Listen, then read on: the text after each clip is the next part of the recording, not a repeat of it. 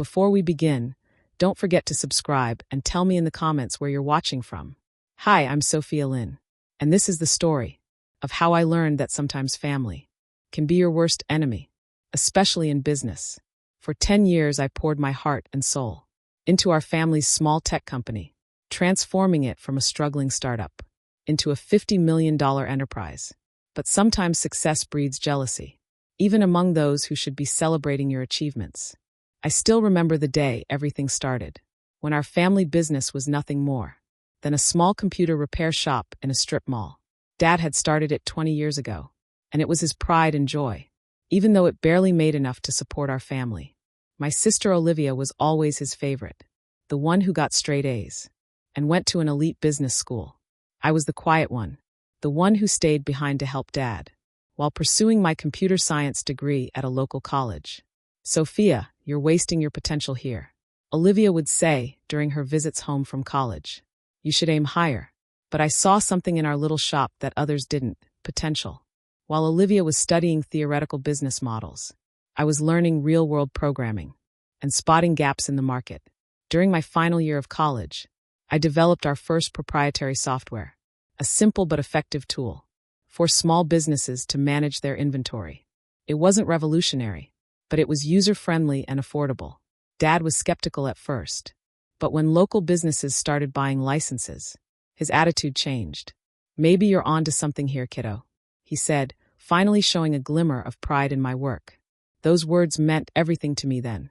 If only I had known they were as temporary as morning dew. The business grew steadily under my guidance.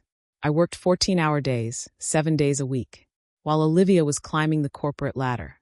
At a prestigious consulting firm in New York, I was building something real. Our little repair shop transformed into a software development company, and our client base expanded, from local businesses to national corporations. Mom watched it all with quiet concern. "Don't work too hard, Sophia," she'd say, bringing me dinner at the office. "You need a life outside of work too." But I was driven by a vision, and maybe deep down, by a desire to prove myself to my family. 5 years into our transformation, we hit our first million in annual revenue. That's when Olivia suddenly became interested in the family business again. She quit her job in New York and moved back home. "I think it's time I took my rightful place in the company," she announced it at a family dinner. With my business expertise, we could really take things to the next level. Dad beamed at her words. "That's wonderful, Princess. We could use your professional touch around here." I sat there, fork suspended midair, trying to process what was happening. The company I had built from nearly nothing was being handed to my sister on a silver platter. But I swallowed my objections and tried to be a team player. Olivia was appointed as co-CEO alongside me, despite having no experience in our industry. Dad said it would be good for the company image to have someone with her credentials at the helm. I focused on product development and operations, while she handled marketing and investor relations. The next 5 years were a study in contrast. While I continued developing new software solutions and maintaining client relationships, Olivia focused on creating a glamorous image for herself as the face of the company. She gave interviews about being a woman in tech and accepted awards for entrepreneurship, all while taking credit for innovations my team and I had created. Our revenue continued to grow, reaching $50 million annually. But so did the tension between us. Olivia began excluding me from key meetings, making decisions without consulting me, and slowly pushing me to the sidelines of my own creation. Then came Dad's 60th birthday party, the day everything changed. The party was Olivia's idea, of course. She rented the grand ballroom of the city's most expensive hotel and invited all our business associates. It was more of a networking event than a birthday celebration, but that was Olivia's style. Everything had to serve a purpose. I arrived early to help with the preparations, wearing a simple black dress. That Olivia immediately criticized. "Couldn't you have made more of an effort?" she hissed. "These are important people coming tonight." I ignored her comment and focused on greeting guests as they arrived. The room filled quickly, with business associates, clients, and family friends. Olivia worked the room like a politician, while I stayed in the background, making sure everything ran smoothly. During dinner, Olivia clanked her glass and stood up for a speech. I expected the usual, a touching tribute to Dad, maybe some memories from our childhood. Instead, she dropped a bomb that would shatter our family forever. As we celebrate Dad's 60th birthday, she began, her voice carrying across the silent room. I think it's time to announce some changes at Lin Technologies. The board has agreed that the company needs unified leadership. To move forward, my heart stopped. Board meetings? What board meetings? For too long we've been held back by outdated thinking and resistance to change. Olivia continued, her eyes fixing on me. That's why, effective immediately, I will be taking over as sole CEO. It's time for certain elements that are no longer serving our growth to step aside. The room erupted in murmurs. I sat there frozen, as Olivia continued her character assassination, disguised as a corporate announcement. Some people, she said, her voice dripping with false sympathy, are better suited to technical roles rather than leadership. My sister Sophia has been adequate in maintaining our legacy systems, but to compete in today's market, we need vision, we need excellence. And frankly, Sophia, you're just not cut out for this level of business. I looked at Dad, expecting, hoping he would stand up for me. Instead, he was nodding along with Olivia's words, a proud smile on his face. Mom stared at her plate. Her hands were trembling slightly. The truth is, Olivia continued, her voice rising, you're worthless in today's business world, Sophia. Your old-fashioned ideas and lack of proper business education have become a liability. It's time for you to step aside gracefully. The silence in the room was deafening. Hundreds of eyes turned to me, waiting for my response. I could feel the pity, the schadenfreude, and the judgment. Everything I had built, every sacrifice I had made, was being stripped away in front of everyone I knew. I stood up slowly, my chair scraping against the floor. The sound echoed through the ballroom like a gunshot.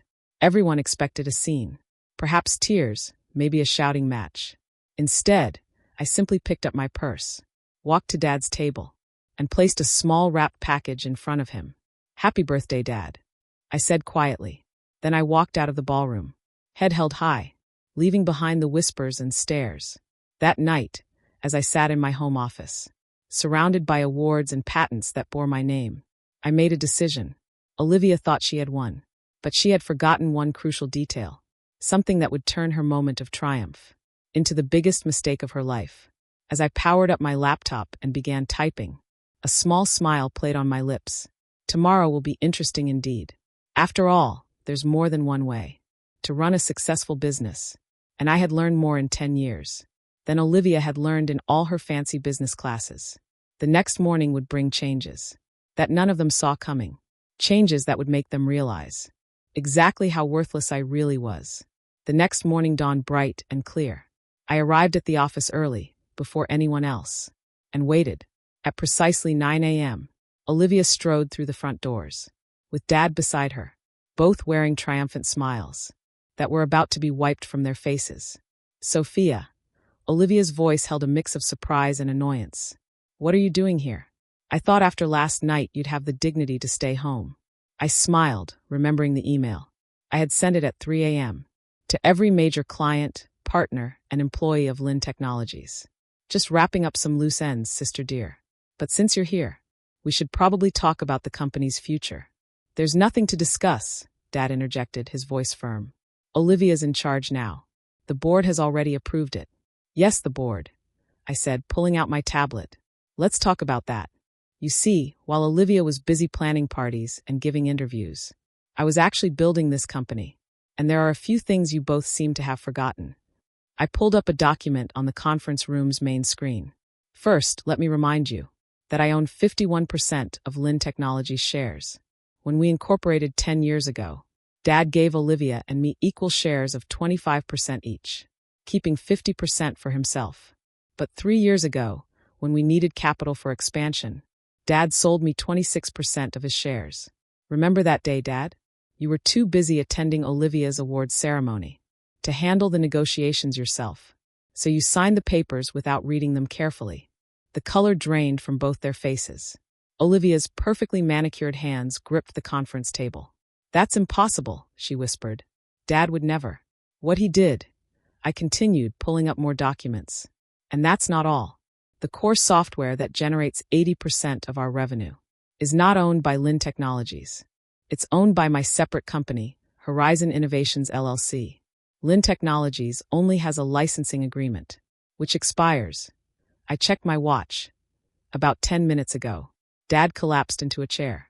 Realization dawning on his face. The renewal papers, the ones you asked me to sign last week. The ones you were too busy to read. Because you were helping Olivia plan the party. Yes, those papers, I said. I decided not to submit them. Olivia's face contorted with rage. You underhanded little. Careful, sister. I cut her off. You might want to hear the rest before you finish that sentence. While you were busy announcing my supposedly graceful exit last night, I was sending emails to our clients. You see, most of our major clients have personal loyalty clauses in their contracts. They signed with Lynn Technologies because of me, my expertise, and my track record. Last night, I informed them of the leadership changes and my departure. I pulled up my email, showing the dozens of responses that had already arrived. Would you like to know how many have already triggered their contract termination clauses? Or how many of our top developers, who, by the way, are actually employed by Horizon Innovations, have already accepted positions at my new venture? The room fell silent. Through the glass walls, we could see employees gathering. Whispers spread as they checked their emails. Olivia's perfect composure cracked as she frantically checked her phone. You can't do this, she stammered. The company you tried to steal from me, I finished for her. The one you thought you could just take over. Because you have an MBA and Dad's approval. That company ceased to exist. The moment you decided to humiliate me.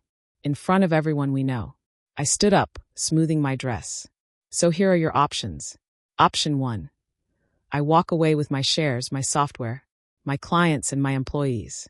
Lynn Technologies becomes an empty shell. And you can explain to all those important people you invited last night why the company's value dropped to zero overnight.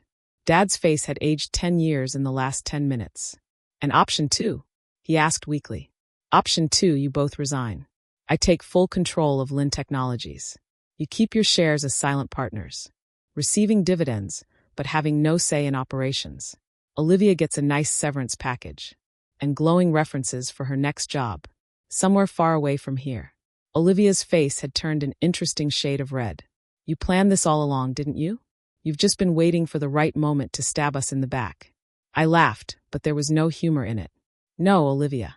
I spent 10 years trying to be a good daughter and sister, while you both took me for granted. I built this company from nothing, while you collected accolades for my work. I only planned this. I checked my watch again, about 12 hours ago, after you called me worthless in front of everyone we know. My phone buzzed. Another client termination notice. Time's running out. What's it going to be? The next hour was a blur of paperwork and lawyers. By noon I sat alone in what was now my office, looking out over the city. The company I had built was now truly mine. But the victory felt hollow. Family relationships lie in ruins around me, shattered like dropped crystal. Mom came to see me that evening. Her eyes were red from crying. Did it have to end this way? She asked softly. They gave me no choice, I replied. My voice was gentle but firm. They would have taken everything I built and discarded me without a second thought. She nodded slowly, understanding but sad. What happens now? I showed her the plans I had already drawn up. Expansions, new product lines, innovations I had been holding back. Now I build something even bigger. But this time I do it without having to carry people who see me as worthless. Over the next year, Lynn Technologies, under my sole leadership, tripled in value. Olivia found a job with a startup in Silicon Valley. Humbled but hopefully wiser.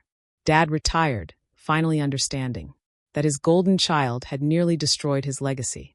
We see each other at holidays, maintaining a polite distance that masks the wounds that may never fully heal.